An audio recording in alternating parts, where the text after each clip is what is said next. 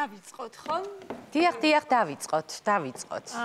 უკაცრავად დავიწყოთ, დაბრძანდით. მე მიახლავე. დაბრძანდით და ბარე შეგიძლიათ დაიწყოთ, თქვენით დავიწყოთ. მე ვარ ანა ნოზაძე და მე ვარ ოჯახზე დამოკიდებული ქალი. მივესალმოთ მადლობა, დიდი მადლობა. მე ძალიან დიდი მადლობა. რატომ ყვირით? ვერ გავიგე. რატომ ყვირით მეთქი? მე უკაცრავად იცით. მე სახლში სულ ჩართული მაქვს ეს მტვერსასრუტი და ცოტა ყურს დამაკლდა. დიახ. მე ვარ ოჯახის საქმეზე დამოკიდებული. სულ სტუმარი. სულ სუფრა. მე რა იმ სუფრის ალაგება, იმ ჭურჭლის დარეცხვა, აი მთელი ცხოვრება ასე ვარ. არ ინერვიულოთ, ჩვენ თქვენთან ვართ. მე არ მინდა რა. არ მინდა გეხვეწებით, ერთხელ მეც ვიყო თქვენთან, ხო შეიძლება რა, სულ ჩემთან რატო? მარტო მე მაგ სახლი გამაგებინეთ, გეხვეწებით, ერთხელ მეც მოვალ. არა, როგორ ნერვიულობ? არასწორად გავიგეთ. არასწორად, უბრალოდ სხვანაირად ვართ თქვენთან. რანაირად სხვანაირად? თქვენს გვერდით ვართ. ხარს გიჭერთ. დიდი მადლობა. დიდი მადლობა. დამშვიდით. ჩვენ კი გავაგრძელოთ, ხო? აი, გისმენთ. თქვენ გისმენთ. მე მოგესალმებით, მე ვარ თამუნა. გავამხნევოთ. მოგესალმოთ და გავამხნევოთ თამუნა. და მე ვარ სტუმრის პატივისცემაზე დამოკიდებული ადამიანი. რთულია ძალიან. გუშინ მაგალითად მქონდა საშინელი დღე. არავინ არ მოვიდა ჩემთან სტუმარი.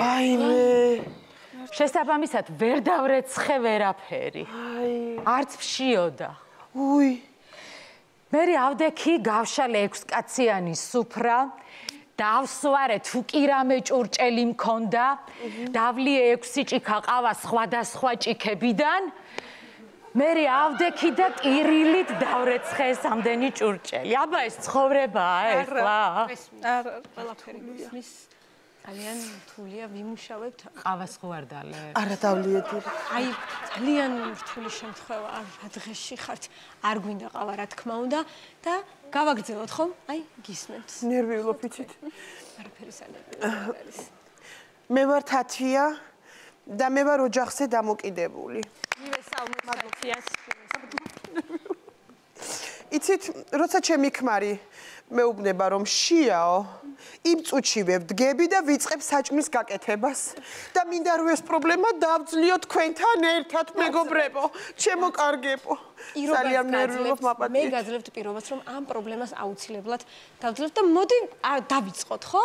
აი წარმოიდგინეთ რომ მე ვარ თქვენი მეუღლე, წარმოიდგინეთ რომ სახლში არანაირი საჭმელი არ გაქვთ, არც ინგრედიენტები არ გაქვთ.